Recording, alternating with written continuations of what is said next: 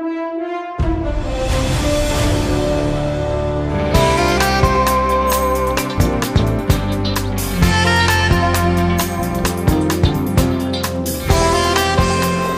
silakan Pak. Assalamualaikum warahmatullahi wabarakatuh. Waalaikumsalam. Bapak Ibu yang terhormat, teman-teman dari apa itu market Kota Pondak yang memang sudah ditunggu-tunggu oleh peserta pasar, khususnya pasar keuangan yang bertransaksi di valuta asing. Jadi ini sebetulnya pasar itu sudah memiliki standar, tetapi belum yang secara umum berlaku kepada seluruh bank devisa. Jadi kami mendapatkan mandat dari Gubernur Bank Indonesia untuk menyusun dan menetapkan Indonesia Forex Market Kota Pondak yang akan di-launching pada hari Senin nanti tanggal 26 Mei 2014. Di kemudian hari akan berlanjut juga dengan transaksi money market yang simpan pinjam dana, lalu juga akan berlanjut dengan transaksi fixed income securities maupun juga derivatif.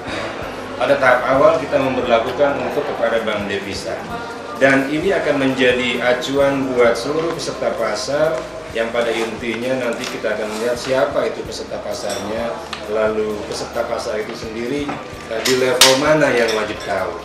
7 bab di sini mengatur prinsip-prinsip dalam transaksi dan prinsip-prinsip dalam kita berperilaku dan juga berinteraksi dengan seluruh peserta pasar. Yang bab pertama intinya bicara mengenai tujuan, cakupan, dan sasaran.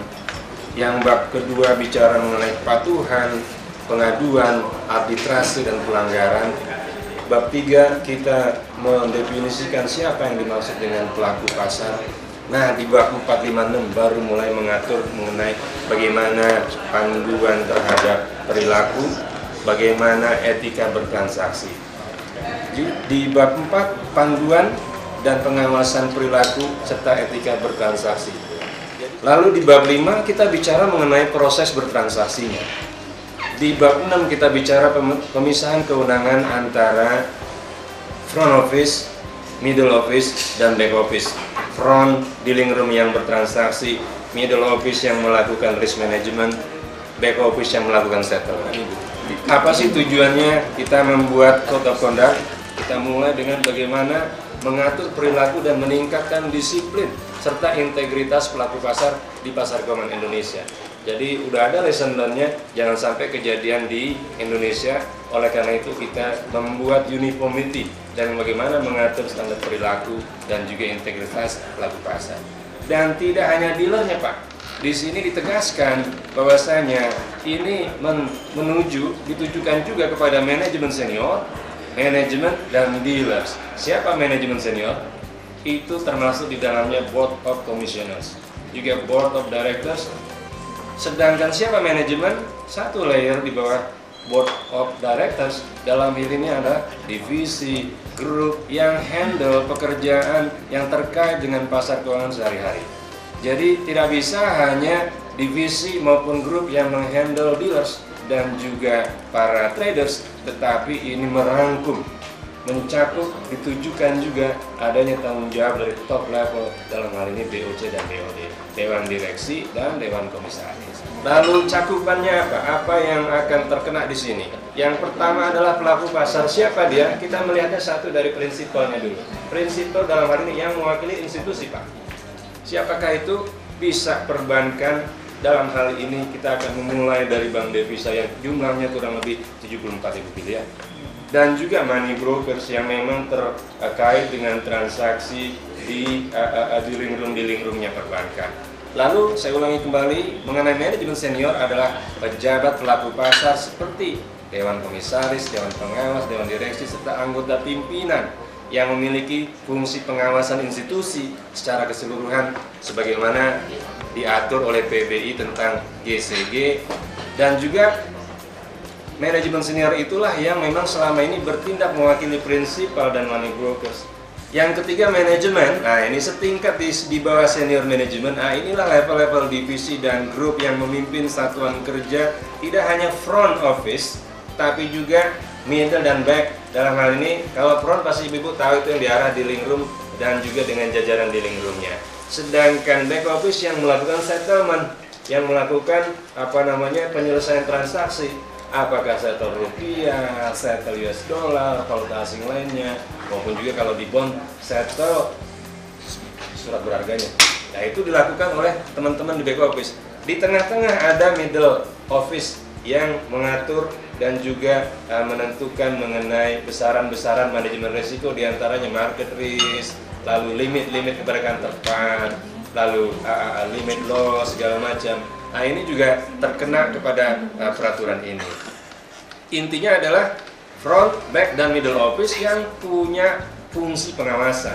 Karena dia punya fungsi pengawasan, dia bertanggung jawab terhadap karyawan yang terlibat dan melakukan transaksi keuangan yang secara langsung, secara harian. Nah, pasar keuangan siapa yang dimaksud? Jelas bukan equity, Pak. Karena Bank Indonesia mengaturnya adalah yang terkait dengan nilai tukar dan suku bunga.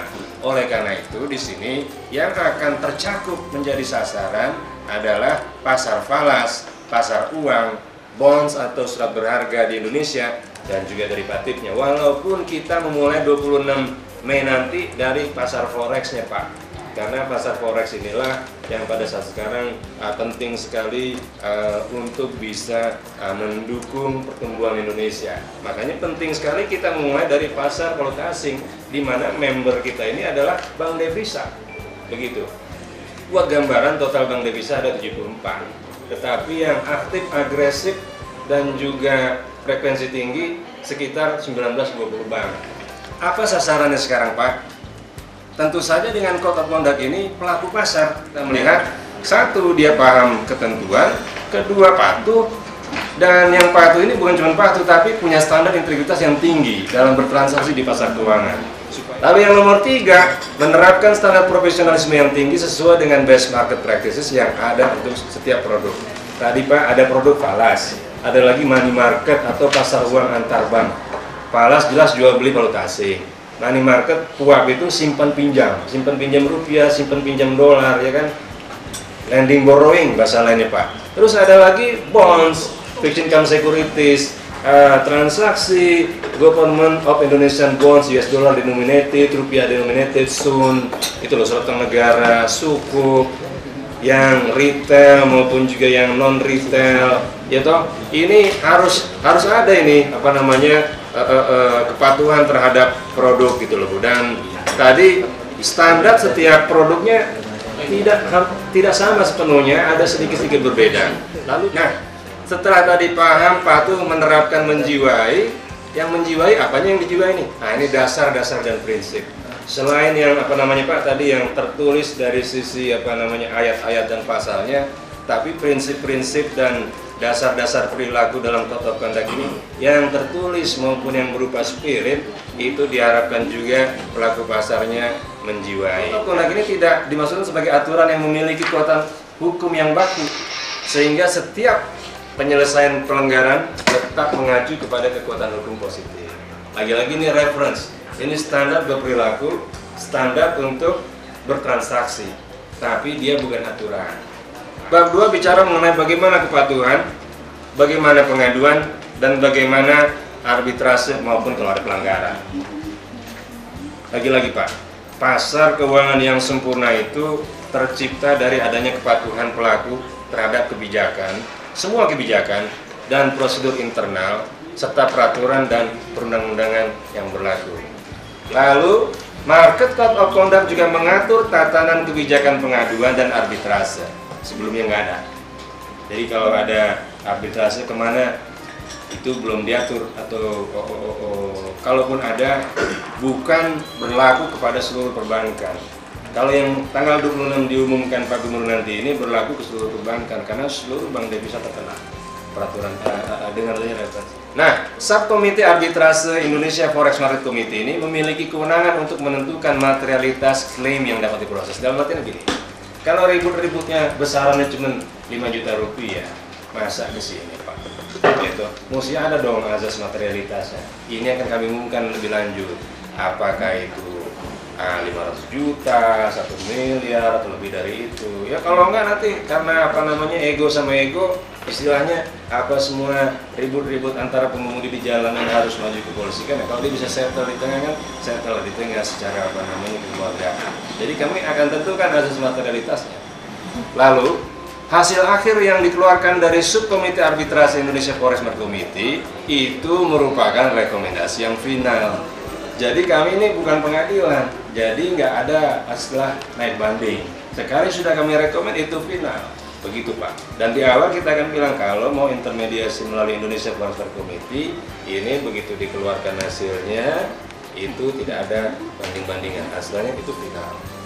Lalu apabila terjadi indikasi pelanggaran terhadap Code of Conduct ini, maka subkomite profesionalisme atau Committee for Professionalism atau CFP, subkomite CFP dari IFEMS itu dapat memberikan pernyataan terjadi atau tidaknya pelanggaran tersebut.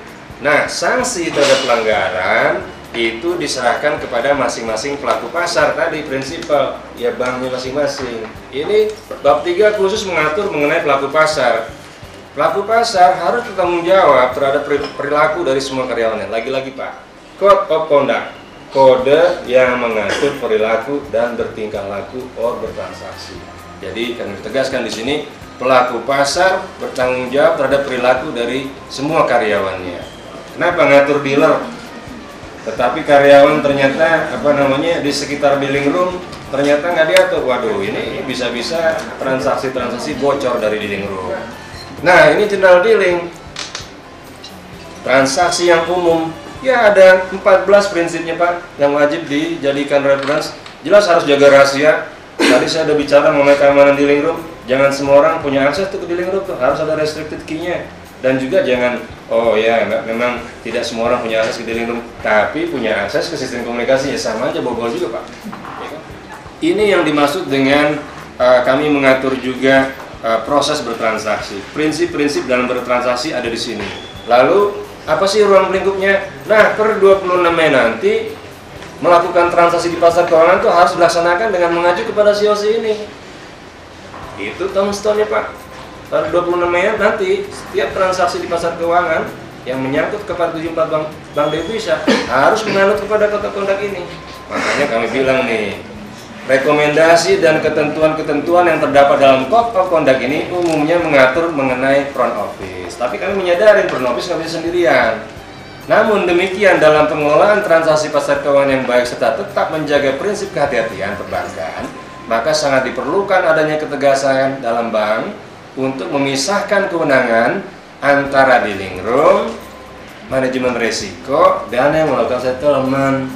Bahasa lainnya front, middle, dan back office. Nah, di sini kita rinci apa sih front office? Prinsip-prinsipnya kalau dealer ngedeal ya jangan juga sebagai yang punya kewenangan melakukan settle, nggak bisa kacau Pak. Ya kan, uangnya bank yang ngedeal dia, yang menggerakkan uang juga dia. Nah, ini kita bilang dealer tidak diperkenankan memiliki peranan ganda sebagai eksekutor deal sekaligus memproses settlementnya. Apalagi juga dia bisa mempengaruhi orang-orang settlement. Ini harus ada segregasi Pak. Jadi segregation of duty antara front dengan back. Karena kalau enggak, ya front ya back. Kalau uangnya sendiri ya monggo. Tapi ini kan uangnya bank yang dikelola. Jadi yang namanya lampiran itu yang paling banyak nih, karena intinya terminologi, konvensi, penghitungan bunga, day count basis, debt instrument, market disruption, brokers, lalu amount of market practice, standar umat konfirmasi, standar dealing, lalu market conduct. Ya, itu aja Pak yang saya sampaikan. Terima kasih Pak Panji.